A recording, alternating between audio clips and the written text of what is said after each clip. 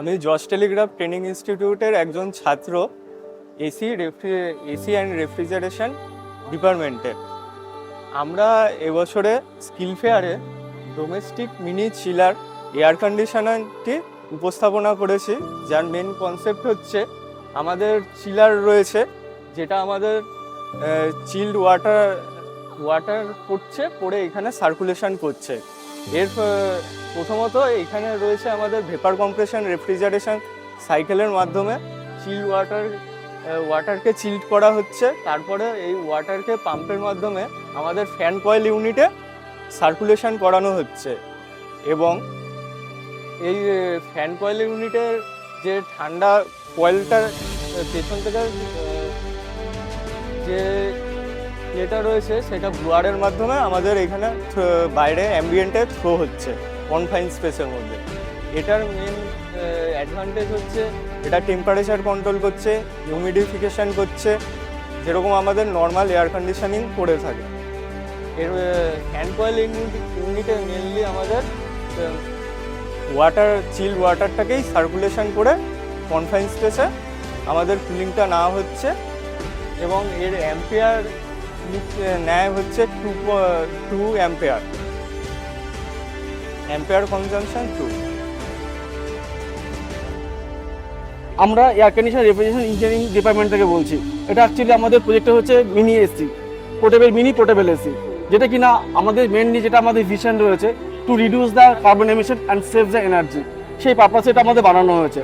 যেখানে কি হচ্ছে, একটা ঘরের মধ্যে যখন একজন লোক বা দুজন লোক থাকছে, সেখানে একটা 1.5 টন বা 2 টন এসি ইউজ করার কোনো প্রয়োজন নেই।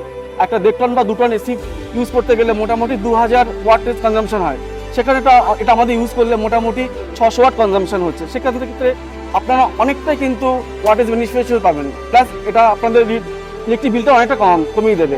প্লাস কি হচ্ছে, এটা আপনি কিন্তু ঘরের মধ্যে যেখানে খুশি এটা মুভ করাতে পারছেন, এটা সবচেয়ে বড় বেনিফিট আপনি পাচ্ছেন। প্লাস কি হচ্ছে, এটা কিন্তু আপনি শীতকালে হট এয়ারটাকে ইউজ করে আপনি পুরো রুম টেম্পারেচারটাকে আপনি বাড়াতে পারছেন, সবচেয়ে বড়, এটাও একটা বড় বেনিফিট। Thank you. আমি জস টেলিগ্রাফ ট্রেনিং ইনস্টিটিউশনের থেকে এয়ার কন্ডিশন অ্যান্ড রেফ্রিজারেশন ইঞ্জিনিয়ারিংয়ের ডিপার্টমেন্ট থেকে বলছি। তো আমাদের এখানে যে প্রজেক্টটা আছে এটা হচ্ছে পোর্টেবল মিনি রেফ্রিজারেটর। এটা হচ্ছে আমাদের সব থেকে কম খরচার মধ্যে যে রেফ্রিজারেটর পাওয়া যায়, এটা হচ্ছে সেটা। আমরা এখানে থার্মো ইলেকট্রিক্যাল এফেক্টের মাধ্যমে পেল্টিয়ার মডিউল ইউজ করে এটাকে বানিয়েছি। এটা কস্টিং সব থেকে কম, এমনকি এটা গাড়ির ব্যাটারিতেও চলবে। এটা গাড়িতে রেখে আপনি গাড়ির ব্যাটারি দিয়ে চালাতে পারবেন। এর মধ্যে অ্যামোনিয়াম নাইট্রেটের মতন এক্সপ্লোসিভ ডিভাইসও এর মধ্যে নিয়ে যাওয়া যাবে, মেডিকেল জিনিস নিয়ে যাওয়া যাবে। এছাড়া আপনি ক্যান থেকে শুরু করে স্যান্ডউইচ, যে ছোটো জিনিস আছে সব কুল করা যাবে। এটা আমরা পেল্টিয়ার মডিউল ইউজ করে যেহেতু বানিয়েছি, এটার মেনটেন্যান্স কস্টও খুব কম। এটা শুধুমাত্র ইলেকট্রিসিটির মাধ্যমে কুলিং করা হচ্ছে। এর মধ্যে এটা ইকো ফ্রেন্ডলি, এতে আলাদা কোনো রকম গ্যাস থেকে শুরু করে আলাদা অন্যান্য ডিভাইস কিছু ব্যবহার করা নেই। আমি জস টেলিগ্রাফ ট্রেনিং ইনস্টিটিউট থেকে এসি অ্যান্ড রেফ্রিজারেশন ডিপার্টমেন্ট থেকে বলছি। তো আমাদের যে এই প্রজেক্টটা, এটা গ্লোবাল ওয়ার্মিংয়ের ওপর পুরো তৈরি করা হয়েছে। আমাদের পৃথিবী আগে এরকম সবুজ ছিল, দেন আস্তে আস্তে মানুষের চাহিদার কারণে, মানুষের থাকার জন্য তো আমরা জঙ্গল কেটে, গাছপালা কেটে শহর তৈরি করছি। তো এর ফলে যেটা হচ্ছে, আমাদের বন জঙ্গলগুলো মরুভূমিতে পরিণত হচ্ছে। এর ফলে গ্লোবাল ওয়ার্মিং অনেক বৃদ্ধি পাচ্ছে, যার ফলে গ্লেশিয়ারগুলো গলে সি লেভেল অনেক আপ করছে। তো এইটা একটা খুব ক্ষতিকারক দিক আমাদের পৃথিবীর জন্য, সেটা আমরা এই মডেলের মাধ্যমে সাহায্য করছি বোঝানোর জন্য। গুড ইভিনিং এভরিওয়ান, আমি জস টেলিগ্রাফ ট্রেনিং ইনস্টিটিউটের এসিআরই ডিপার্টমেন্ট থেকে বলছি, ফার্স্ট সেমিস্টার।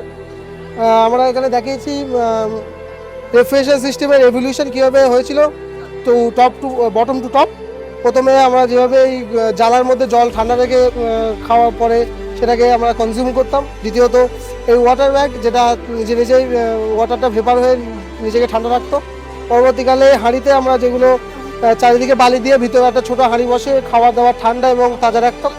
পরবর্তীতে 70th সেঞ্চুরিতে এই জাহাজে করে বা শিপ করে অন্য জায়গা থেকে আমরা বরফ ইম্পোর্ট করা হতো, এবং বরফগুলোকে ছোটো ব্লকের থেকে ভেঙে জিনিসপত্র প্রিজার্ভ করা হতো। পরবর্তীতে 70th সেঞ্চুরিতে আমরা দেখেছি উইদাউট কম্প্রেসার নতুন রেভলিউশন এসিগুলো, এই ফ্রিজগুলো, যেগুলো ওপরে বরফ থাকতো এবং নিচে ওই বরফ ভেপার মেল্ট হয়ে নিচে ফ্রিজটাকে ঠান্ডা রাখতো। পরবর্তীতে 90s আমরা দেখেছি উইথ কম্প্রেসার সিঙ্গেল ডোরের ফ্রিজ, যেগুলো নতুন রেভলিউশন এনেছিল রেফ্রিজারেশন সিস্টেমের উপরে, এবং লাস্ট 21st সেঞ্চুরিতে ডবল ডোর উইথ কম্প্রেসার যে ফ্রিজগুলো সব শেষ মডেল, এটাই আমরা এখানে এক্সপ্লেন করেছি। Thank you.